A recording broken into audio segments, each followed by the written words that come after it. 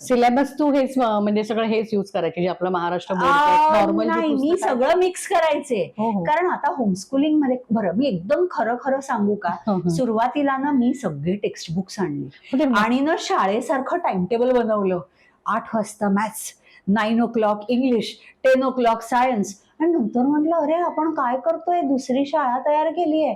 मग सगळी text books बाजूला ठेवले आणि मग जसं दिवस असेल तशा पद्धतीने ते म्हणजे आज जर खूप पाऊस पडतोय तर मग चल आपण आज पाऊस मोजूया, कसा पाऊस मोजत असेल वेधशाळा हे फाइंड आउट करूया.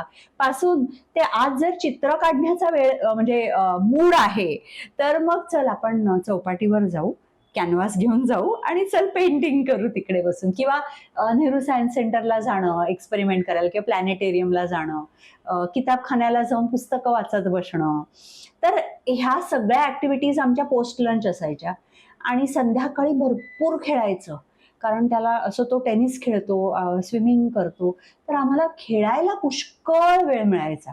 तर हे आम्हाला फायदे भरपूर मिळाले होमस्कूलिंग मधनं. आणि बरं सुट्टीसाठीच आम्हाला थांबावं नाही लागायचं, तर कुठल्या तरी गोष्टीसाठी आम्हाला काहीतरी करायचंय की चला आज कुठे तर पुण्याला जाऊया, उद्या कुठे तर महाबळेश्वरला जाऊ, नाहीतर अगदी स्नॉर्कलिंग करायला मेक्सिकोलाही जाऊन आलो. सो असं सगळं काही आम्ही केलेलं आहे होमस्कूलिंग. छान. म्हणजे तुझं जे होमस्कूलिंग आहे, तुझा जो हा पॅटर्न आहे होमस्कूलिंगचा, हा म्हणजे मुलांना आवडणारच पॅटर्न आहे. त्यांच्या सवडीप्रमाणे, त्यांच्या कलेप्रमाणे तू त्याच्याकडनं अभ्यास घेत राहिली. बरोबर. संपूर्ण व्हिडिओ पाहण्यासाठी ओनली मानिनी चॅनलला जरूर भेट द्या.